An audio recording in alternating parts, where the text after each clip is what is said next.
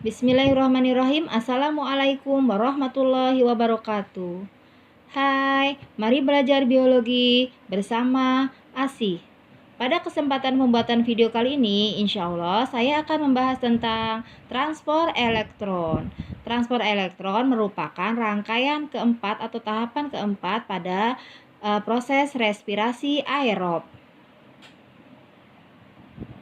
Transport elektron merupakan suatu proses reduksi oksidasi dua senyawa NADH dan FADH2. Transport elektron dihasilkan energi dalam bentuk ATP dengan jumlah yang paling banyak daripada reaksi-reaksi sebelumnya.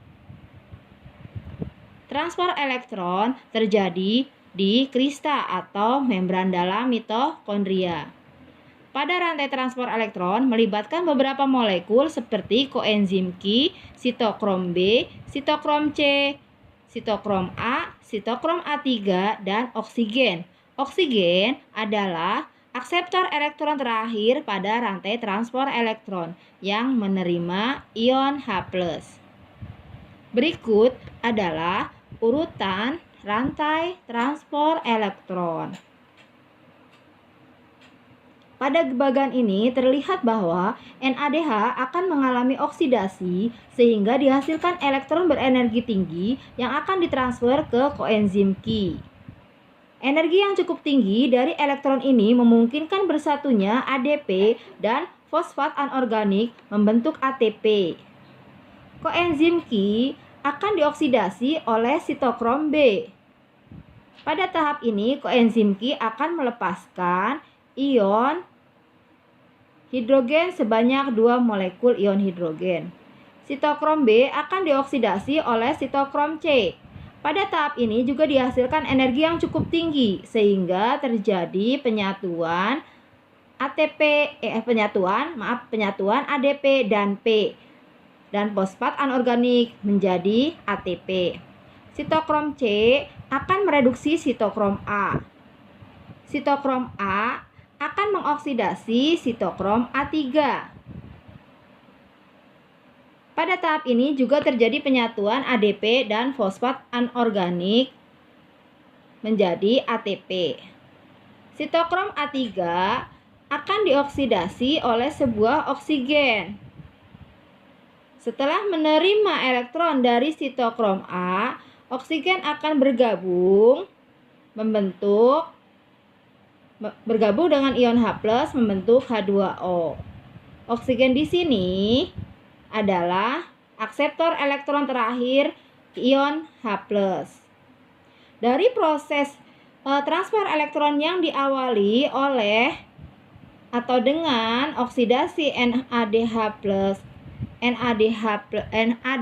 H ini akan diperoleh ATP sebanyak 3 ATP dan 1 buah molekul H2O. Hal yang sama juga terjadi pada FADH2. Ya.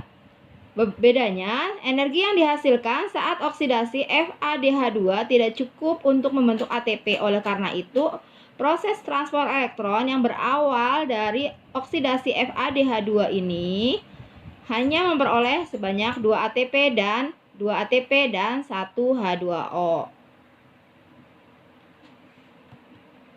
Nah, berikut adalah rangkaian secara sederhana pembentukan ATP dari NADH.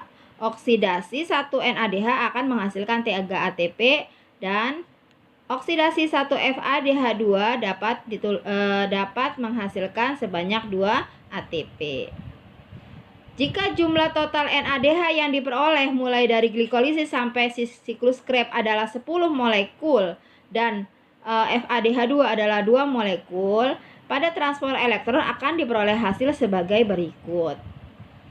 10 NADH plus 5 O2 oksigen akan menghasilkan 10 NAD plus 10 air H2O dan 30 ATP. 2 FADH2 akan diubah menjadi 4 ATP. Jadi nanti totalnya untuk proses transport elektron saja yaitu akan menghasilkan sebanyak 34 ATP dan 12 H2O dan 12 H2O. Berikut adalah jumlah ATP respirasi aerob secara keseluruhan.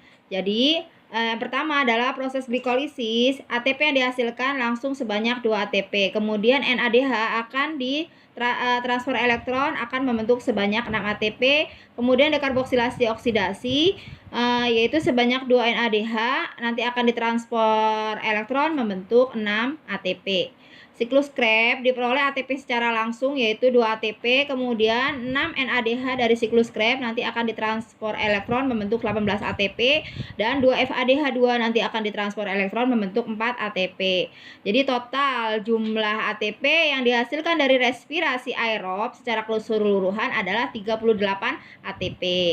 Namun nanti pada saat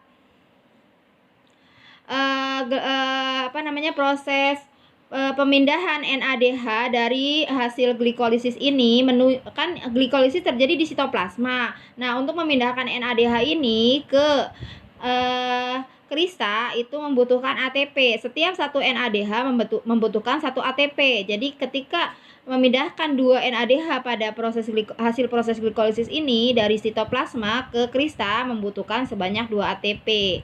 Jadi nanti diperoleh hasil akhirnya yaitu tabel jumlah ATP yang diperoleh selama berlangsungnya proses respirasi aerob yaitu sebagai berikut. Glikolisis sebanyak 2 ATP secara langsung digunakan untuk transfer aktif NADH tadi dari sitoplasma ke krista. Kemudian dekarboksilasi oksidatif. Jumlah ATP secara langsung tidak diperoleh, yaitu hanya lewat transfer elektron saja.